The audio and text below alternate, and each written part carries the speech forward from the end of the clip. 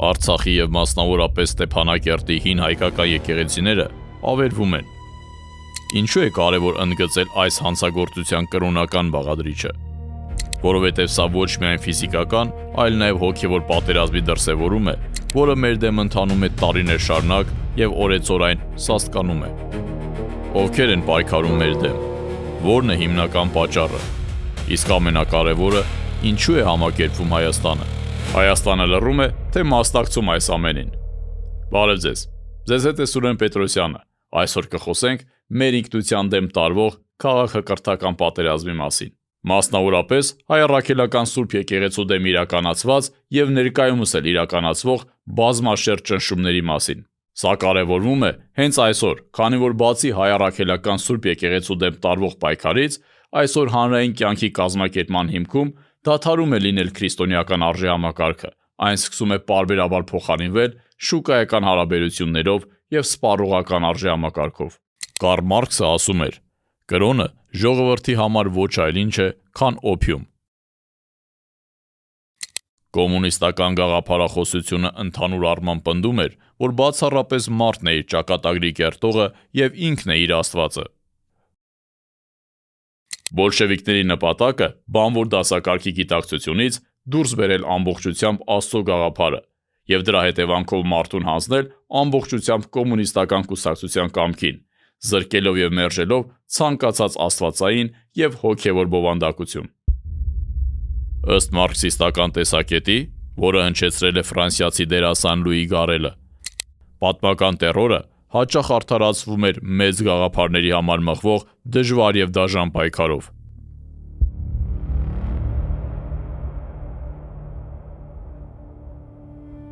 Տեղափոխությունից հետո բոլշևիկները հասկացան. մարդկանց հավատքը առ Աստված այդքան էլ ամուր չէ։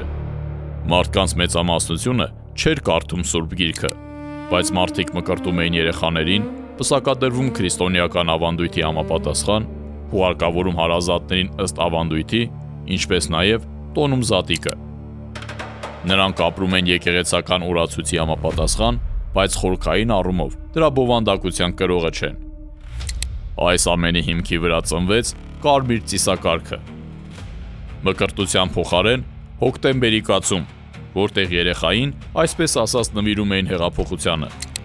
Պսակադրության փոխարեն կարմիր հարսանիքներ առաջնորդների դիմանկարների ներքո։ Եկեղեցական հուղարկավորության փոխարեն դիակիզում, որպես գիտության հաղթանակի խորհրդանիշ անցյալի սնահավատությունների նկատմամբ։ Սակայն այս ամենով չէին սահմանափակվում։ Ծննդյան տոների եւ զատիկի փոխարեն իշխանությունը առաջ էր մղում նոր տոներ՝ հոկտեմբերյան հեղափոխության տարելիցը, կոմերիտական երթերը եւ հակակրոնական տոնախմբությունները։ Հին սրբավայրերը հրապարակավ ծաղրի էին ենթարկվում, նպատակ ունենալով մարդկանց միջից իսպառ ջնջել աստվածայինի եւ հոգեվորի նկատմամբ վերաբերմունքն ու ընկալումը։ Նոր ծեսերը արհեստական էին եւ անբովանդակ, դրանք չէին տալիս մարդուն սփոփանք եւ խորություն եւ միևնույն ժամանակ չէին ապահովում սերունդերի միջև կապը։ Առաջացավ յուրատեսակ երկակիություն։ Ցերեկը մարդիկ մասնակցում էին կոմունիստական տոնակատարություններին, իսկ երեկոյան մկրտում երեխաներին եւ նշում եկեղեցական տոները։ Եվ այստեղ ի հայտ է գալիս պատմական պարադոքսը։ Բոլշևիկները, ովքեր ցանկանում էին ոչնչացնել կրոնը, ստեղծեցին իրենցը։ Սեփական մարգարեներ, դոգմաներ եւ նույնիսկ դամբարաններ, որտեղ պահվում էին նրանց ընկալմամբ իրենց մասունքները։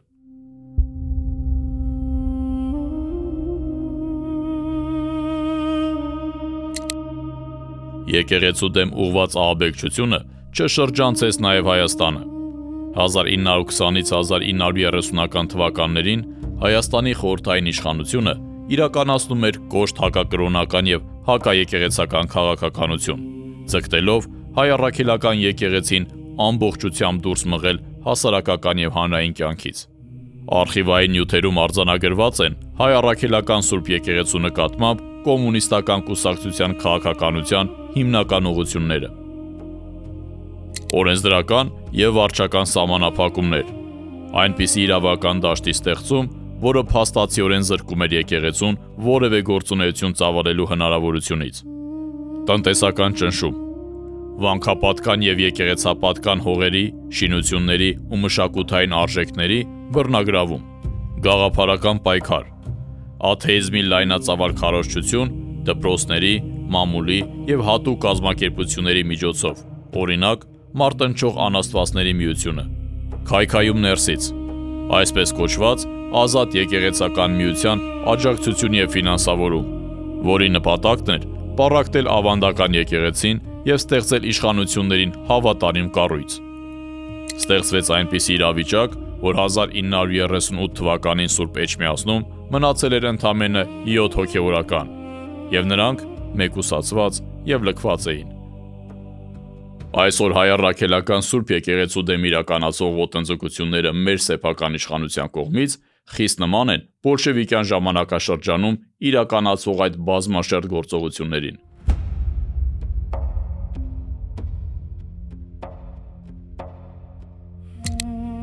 1938 թվական խեղդամա արվեց Խորեն առաջին կաթողիկոսը։ Հայոց կաթողիկոսը դարձավ հայկական եկեղեցու դեմ ուղված բռնաճնշումների զոհը։ Խորեն առաջին Մուրադբեկյանը ծնունդով թիֆլիզեցի էր, հայկական էլիտայի դարբնոց համարվող նշանավոր Ներսիսյան դպրոցի շրջանավարտ։ 1903 թվականին Իշխան Գոլիցինի կողմից աքսորվել է օրիոլ։ Վերադառնալուց հետո ակտիվորեն շարունակել է զբաղվել հայ եկեղեցու առաքելությամբ թե Վրաստանում եւ թե Հայաստանում։ Նա 1915 թվականից հետո ցեղասպանությունից փրկված գաղթականներին օգնություն կազմակերպող առանցքային դեմքերից էր։ Խորեն առաջինը հայոց 128-րդ կաթողիկոսն էր, որը հովվապետական առաքելություն ստանձնեց հայ ժողովրդի եւ հայոց եկեղեցու համար մի բարդագույն ժամանակաշրջանում։ Մի կողմից բոլշևիկյան իշխանությունն էր իր չեկայով ճնշման տակ պահում եկեղեցուն, իսկ մյուս կողմից Սփյուռքի մեղադրանքներն էին, թե իբր հայրապետը բոլշևիկների կամակատարն է։ Նրա հովվապետական առաքելությունը համընկավ այն ժամանակահատվածի հետ, երբ հակաեկեղեցական արշավը հասել էր իր գագաթնակետին։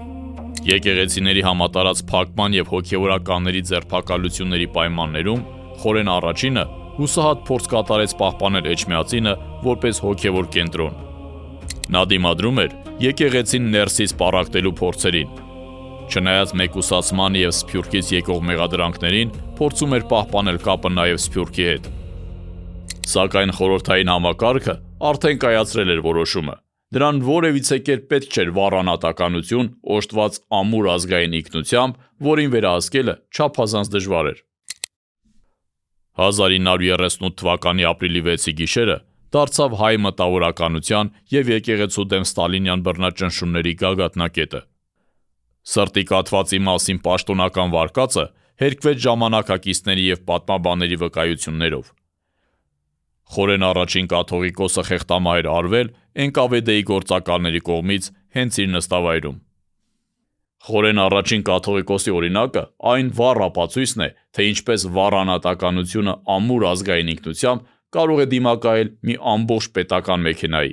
Նա պահպանեց ոչ միայն հայ եկեղեցին, այլ նաև կարողացավ պահպանել մեր արժանապատվությունը այն ժամանակ, երբ թվում էր, թե այն ուղղակի անհնարին է։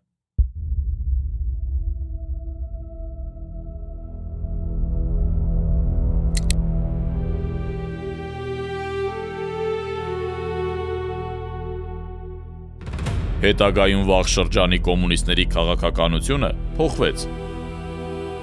Դա հատկապես արտահայտվեց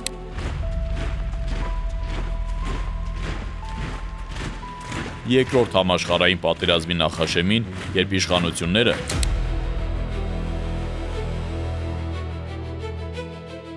որոնք հսկայական ջանքեր էին գործադրել եկեղեցու դեմ պայքարելու եւ այն ժողովրդի կյանքից ու հիշողությունից դուրս մղելու համար, հասկացան, որ կրոնական գործոնը եւ եկեղեցու հետ համագործակցությունը մեծ դեր կարող է խաղալ ֆաշիզմի դեմ պատերազմում։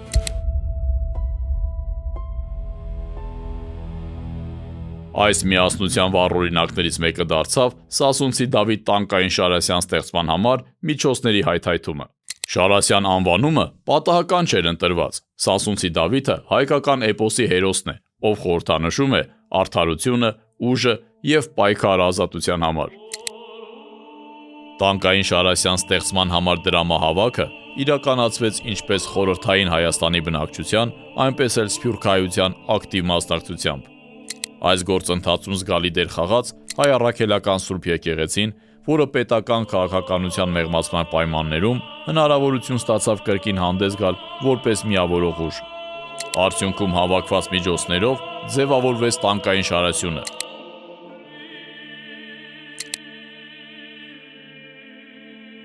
որը փոխանցվեց Կարմիր բանակին եւ դարձավ նացիզմի դեմ ընդհանուր պայքարում հայ ժողովրդի մասնակցության խորհրդանիշը։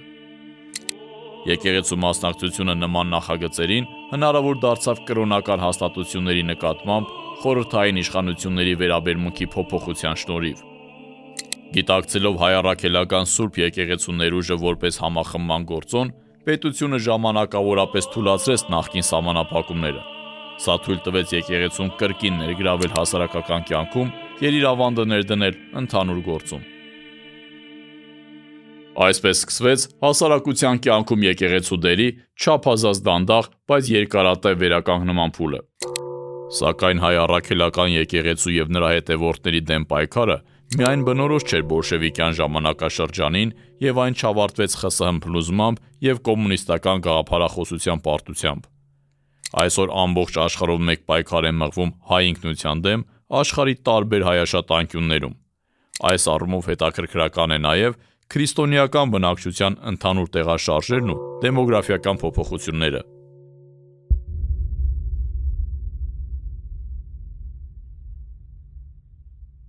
Սիրիայի քրիստոնեական համայնքը աշխարհի հնագույններից մեկն է, որի արմատները հասնում են մինչև առաջին դար։ Մինչև 2011 թվականի քաղաքացիական պատերազմի սկիզբը Սիրիայի քրիստոնյա բնակչությունը կազմում էր 2,1-ից մինչև 2,5 միլիոն մարդ, ինչը երկրի ընդհանուր բնակչության 10-ից 12%-ն էր։ 2024-ից 2026 թվականներին այս ցուցանիշները կտրուկ նվազել են։ Ամենալավատեսական գնահատականներով երկրում մնացել է 300,000-ից մինչև 500,000 քրիստոնյա, ինչը նշանակում է բնակչության 80% անկում։ Պատերազմն ավանդաբար ընթանում էր ոչ միայն քրիստոնյաների, այլև քրիստոնեական հիշողության և ժառանգության դեմ։ Օրինակ Մար Էլյան վանքը, որտեղ գտնվում էր 5-րդ դարի Սրբի դամբարանը, 2015 թվականի օգոստոսին հավասարեցվեց հողին բուլդոզերների միջոցով։ Զատկի օրը պայթեցվեց Թել Նասրի քաղաքի Սուրբ Մարիամ եկեղեցին։ Նաև Մար Բենհամ վանքը, որն ուներ համաշխարհային արժեք, 4-րդ դարի եզակի քանդակազարդ էր, դա նույնպես ոչնչացվեց։ 2013 թվականին ոչնչացվում է Եզդի ազգաբնակչությունը և գերեվարվում են հոգևորականներ, որոնց շարքում են մեր քույր եկեղեցիների սպասավորներ Յոհաննա Գրիգորիս Իբրահիմը և Բուլուս Յազիչ մետրոպոլիտները։ Նրանց վարորդը սպանվեց տեղում, իսկ բարձրաստիճան հոգևորականները անհետացան։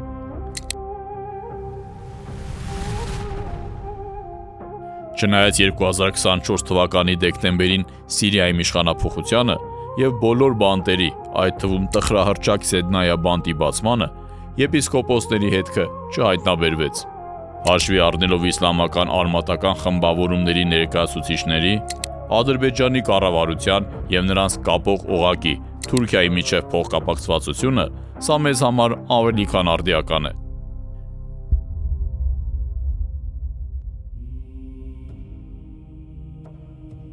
Քրիստոնյա աշխարհը իր գոյության առաջին իսկ օրից անցնում է փորձություններով։ Քրիստոսի խաչելիությունից մինչև մերձավոր արևելքի ժամանակակից հալածանքները։ Կոնստանդնոպոլսի անկումից մինչև 20-րդ դարի կարմիր տերորը, հին նվաճումներից մինչև հնագույն եկեղեցիները ներսից պառակտելու նոր փորձերը։ Այս ամենի վառ ապացույցը այն է, որ շաբաթներ առաջ սեփական իշխանության կողմից դրվեց սահմանափակում ամենայն հայոց կաթողիկոսի վրա իրականացնելու իր կարևոր ներկայացուցչական և հոգևոր առաքելություններից մեկը՝ ներկա գտնվել վրաց եկեղեցու առաջնորդ Իլիա Բ-ի հուղարկավորման արարողությանը։ Իլիա II-ը անվիճելի մեծություն է վրաց ժողովրդի համար և մի ողջ դարաշրջանի խորհրդանիշ։ Գրեթե 1 միլիոն մարդ էր եկել հրաժեշտ տալու իր սիրելի կաթողիկոսին։ 7 օր շարունակ ամբողջ երկրից մարդկանց հոսքը չէր դադարում դեպի տաճար։ Հրաժեշտի համար ժամանել էին պատվիրակություններ ամբողջ աշխարհից։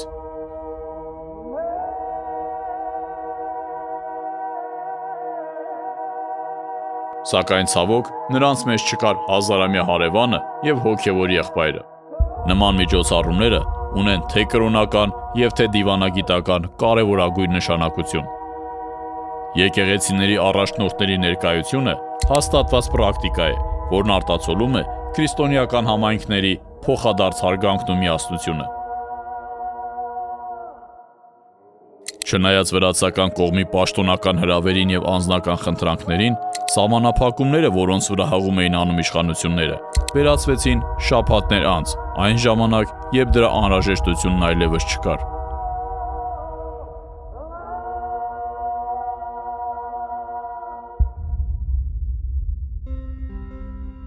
Պատմական հեռանկարում նման մանրամասները շատ հազվադեպ են հիշվում։ Փոխարենը արձանագրվում է պատմական այն փաստը, որ այնտեղ ներկա չի գտնվել հայ առաքելական եկեղեցու առաջնորդը։ Եվ այստեղ հարց է առաջանում. արդյոք Հայաստանի Հանրապետության կառավարությունը ամբողջությամբ գիտակցում է